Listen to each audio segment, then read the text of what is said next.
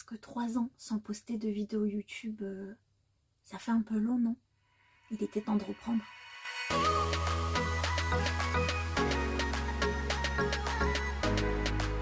Pour démarrer cette nouvelle année créative, je vous ai proposé un petit FAQ avec quelques petites questions à répondre. Voilà, donc c'est parti. Dans vos questions que j'ai relevées, il y en a pas mal qui concernent la scrap room, ce que je peux comprendre tout à fait parce que moi aussi j'ai trop hâte de vous la présenter. Donc ce que je vais faire, c'est que les questions qui sont au sujet de mon atelier, je les réserve pour le scrap room tour qui arrive très bientôt parce que là il nous reste encore quelques finitions et on aura bientôt fini. Donc ce sera l'occasion de vous en parler et en même temps de répondre à toutes vos questions qui concernent le scrap, le rangement, l'organisation. Première question, comment tu gères la poussière dans ta scrap room? Moi j'en mitoufle tout pour éviter. Moi pour faire le ménage dans la scrap room, j'utilise un plumeau. Voilà, tout simplement. Le plumeau, ça permet de passer la poussière entre les objets sans forcément tout déplacer. Et ensuite, dans mon petit kit ménage, parce que oui, j'ai un petit kit ménage vu que je suis en sous-sol et que ça prend pas mal la poussière, j'ai un spray, vous savez le spray naturel de chez Action, le rose. Voilà, j'ai ce spray-là, une lingette microfibre réutilisable, un balai et un ramasse-poussière. Voilà, pour éviter de faire des allers-retours à chaque fois avec l'étage. Moi, j'ai mon petit panier ménage ici et c'est hyper pratique. On m'a posé cette question parce que au niveau de la configuration de mon matos, j'expose un maximum. En fait, depuis toujours, j'aime beaucoup avoir le matériel sous les yeux pour pouvoir l'utiliser pleinement et ça nous permet de ne pas oublier ce qu'on a acheté tout simplement. Donc c'est plus pratique et en même temps c'est super joli et moi j'ai besoin en fait d'avoir un environnement qui est très coloré, très agréable à avoir sous les yeux pour pouvoir créer. C'est mon petit... Oui, c'est ma petite façon à moi en fait de me configurer un coin propice à la création. Étant donné qu'il y a très peu de portes qui cachent le matos, effectivement ça ramène de la poussière. Mais après avec un plumeau c'est réglé. Donc voilà, un plumeau. Ensuite on me demande comment ranges-tu les tampons? Par marque, par thème, etc. Je les range par marque. Voilà, je trouve que c'est plus facile de s'y retrouver, d'autant plus qu'en général les marques ont toujours le même conditionnement, donc ça permet d'avoir quelque chose d'assez uni dans la corbeille, donc je mets dans des corbeilles. Sauf pour les ateliers de Karine, je les range par taille. Karine a l'habitude de faire des tampons de plusieurs formats qui reviennent de façon récurrente dans les collections. Donc moi ce que je fais, c'est que je prends ces formats et je les range ensemble. Donc on va retrouver des tout petits tampons qui sont rangés ensemble, les moyens, les grands et surtout ceux que j'adore, c'est les A4. Elle fait des planches de tampons A4 qui sont incroyables, donc je les range ensemble aussi. J'aurais bien voulu faire un rangement par thème parce que je trouve que c'est une super idée d'avoir par exemple tout ce qui est floral, tout ce qui est personnage, tout ce qui est sentiment. Enfin voilà quoi, il y a tellement de thèmes à aborder. Je trouve que c'est aussi une super idée. Mais ça impliquerait donc d'avoir plus de corbeilles, plus de rangements. Et c'est vrai que moi, maintenant, je suis dans un espace qui est limité. Donc, je continue de fonctionner comme je l'ai toujours fait en les rangeant par taille. On a des petits repères comme ça, donc c'est super pratique. Donc, je les range pas par marque, mais par taille. Comment tu te sens dans ton nouvel atelier? Eh ben, écoutez, je me sens très bien.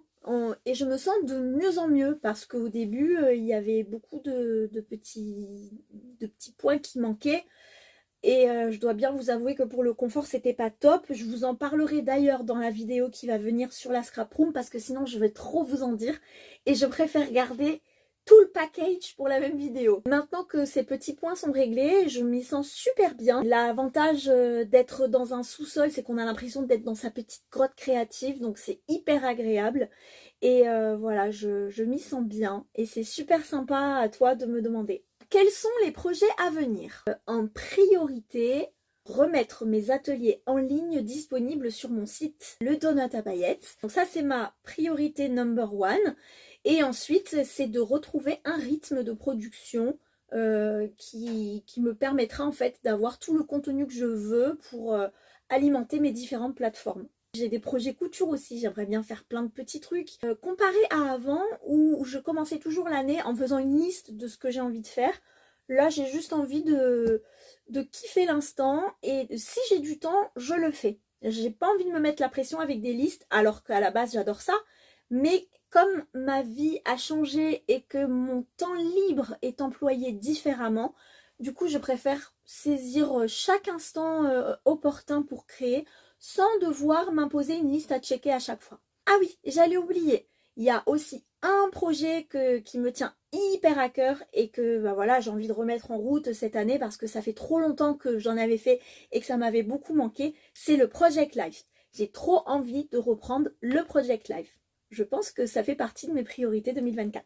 À quel moment es-tu tombée dans la marmite du scrap? J'ai envie de dire que ça s'est passé en plusieurs périodes dans ma vie. Alors, attendez, il faut que je réfléchisse bien. Le vrai scrap tel qu'on le connaît aujourd'hui, hein, le scrapbooking, hein, c'est arrivé dans ma vie, je crois, en 2004. 2004 et je m'y suis mise en 2005.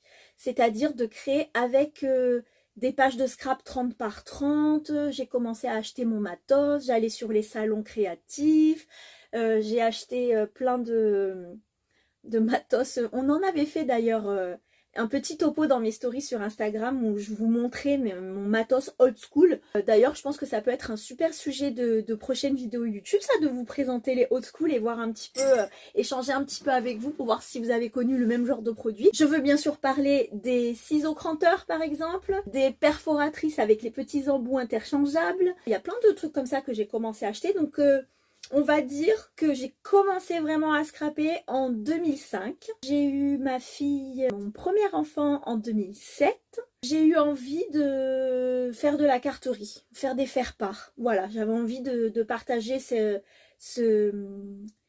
bonheur de naissance avec mon entourage et ma famille. Donc j'ai commencé à faire des cartes de naissance.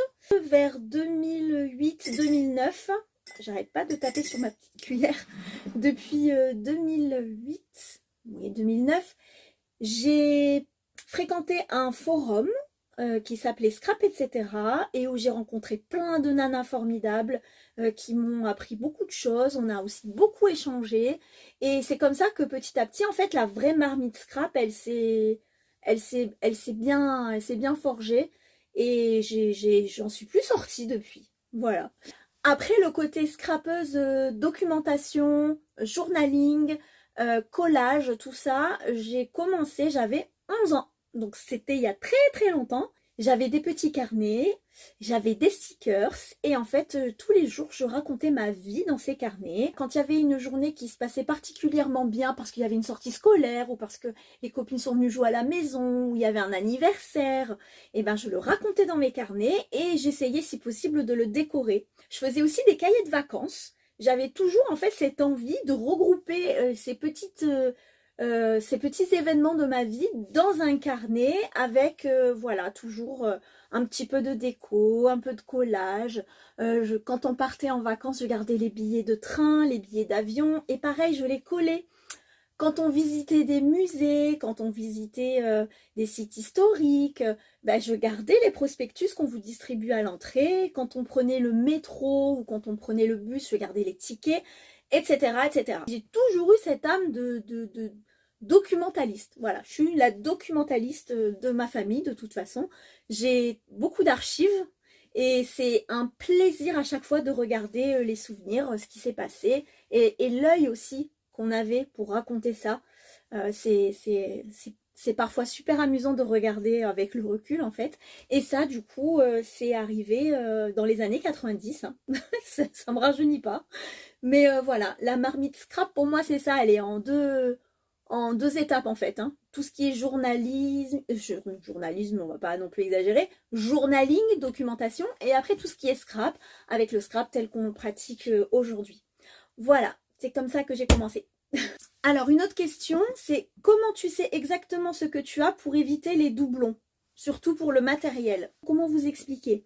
C'est vrai que c'est difficile à croire, mais je ne suis pas une acheteuse compulsive. J'ai souvent des tentations, hein, j'ai tout le temps envie aussi de tester des nouvelles choses, mais si je sais que quelque part je ne vais pas les utiliser, je n'achète pas. Et en fait, j'ai toujours été comme ça.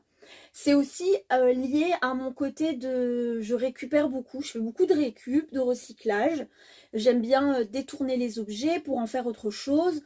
Donc, si vous voulez, quand j'achète, ça reste quand même des moments assez marquants. Donc, j'ai pas la mémoire courte sur ça. Je sais ce que j'ai acheté, je sais ce que je vais en faire. Et si jamais j'ai peur d'avoir un doublon, j'achète pas. Je vérifie à la maison en général. Mais c'est quelque chose qui arrive assez rarement. Voilà, c'est ce qui me sauve en fait. Hein, parce que si en plus j'étais une acheteuse compulsive, mais il me faudrait genre 3 sous-sols pour faire mon atelier. Déjà là, essayer de caser tout mon matos dans un si petit espace, c'était un tour de force. Mais heureusement, je suis pas, voilà, je déborde pas non plus d'exagération dans ce que j'achète. Donc pour les doublons, c'est très facile à gérer. Voilà. C'est peut-être un peu décevant comme réponse, mais voilà. Je pense que la meilleure solution pour pas dépenser trop et pour pas être dans l'excès, bah, c'est de se modérer et de surtout se poser la question de ok, alors c'est peut-être beau, c'est peut-être pas très cher, c'est peut-être irrésistible, mais est-ce que je vais l'utiliser? Est-ce qu'il y a des chances que je l'utilise dans un produit? Dans un projet, pardon.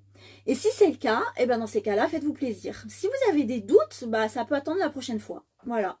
Et si en rentrant chez vous, vous y pensez et vous vous dites purée, en fait, j'aurais peut-être dû le prendre le truc, bah dans ces cas-là, vous savez que quand vous allez l'acheter, ça va vous faire super plaisir et en plus ça va vous inciter à vraiment l'utiliser dans un projet. Donc voilà. Est-ce qu'il y aura d'autres ateliers en ligne sur le donut à paillettes? Alors oui, c'est ce que je vous disais tout à l'heure, ça fait partie un petit peu de mes projets prioritaires de cette année. J'ai vraiment envie de vous proposer d'autres ateliers en ligne. Donc ben écoutez, vous le saurez bientôt, ça ne saurait tarder.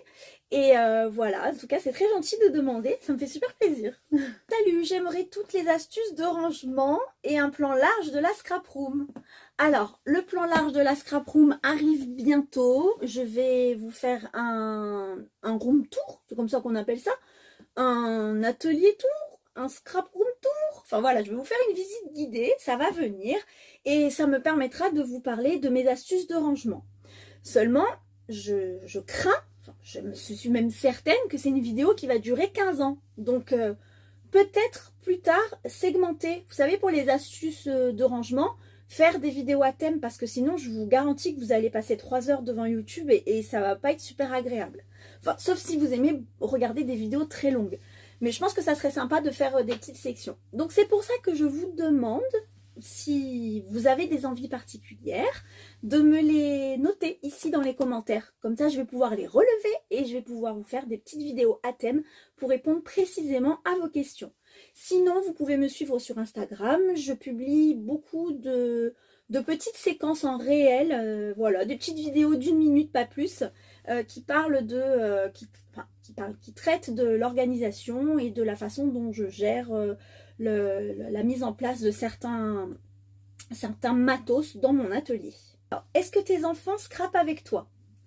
Alors, mes enfants, quand ils étaient petits, ils adoraient ça. C'est vrai qu'ils venaient souvent dans l'atelier. D'ailleurs, il y avait un petit coin pour eux. Ils savaient qu'ils pouvaient utiliser tel feutre dans tel tiroir. Ils savaient aussi ce qu'ils n'avaient pas le droit d'utiliser parce que bon, bah, on fait un petit peu attention à son matériel, quoi. Et voilà. Mais ça, c'est quand ils étaient petits. Maintenant, bon, ils ont grandi. Mon fils a 13 ans et ma fille a 16 ans. Donc, c'est quand même des ados. Et ils s'en sont beaucoup détournés. C'est pas une activité qui fait partie de leurs préférés. Mais ça arrive que par exemple pour l'école, ils doivent faire des exposés ou ils doivent faire des décorations dans leur cahier. Ça existe encore. Surtout par exemple ma fille qui est en option art plastique. Donc elle a souvent du travail à rendre qui doit être soigné, qui doit être décoré et illustré. Ça lui arrive souvent de venir dans l'atelier pour prendre ce dont elle a besoin. Mais sinon, il n'y a pas, d'activité scrap avec les enfants, mais ils ont grandi, c'est pour ça. Est-ce que tu peux nous parler de ton organisation pour le Project Life? Alors ça aussi, j'aimerais vous en parler dans une vidéo qui est plus longue parce qu'il y a quand même pas mal de choses à dire sur l'organisation du Project Life. Donc pour ceux qui ne savent pas, c'est documenter son année jour par jour dans un grand classeur qui contient des pochettes 30 par 30 cm, des pochettes compartimentées dans laquelle en fait vous documentez votre quotidien sur des cartes avec des photos, des embellissements, tout ça, tout ça. Il y a beaucoup de choses à dire là-dessus sur l'organisation parce que justement l'organisation c'est la clé de l'assiduité que vous pouvez avoir avec le Project Life. J'avoue que c'est un projet qui est quand même assez contraignant parce que vous documentez donc 365 jours dans l'année. Il y a plusieurs façons de procéder. Et ces façons-là, j'aimerais bien vous en parler dans une prochaine vidéo parce qu'il y a beaucoup de choses à dire et beaucoup de choses à montrer. Donc je note et je m'en occupe pour la prochaine fois. Et voilà les amis, cette vidéo est déjà terminée. J'espère que ça vous a plu. Donc on se retrouve très vite pour un scrap room tour. Portez-vous bien. Bye!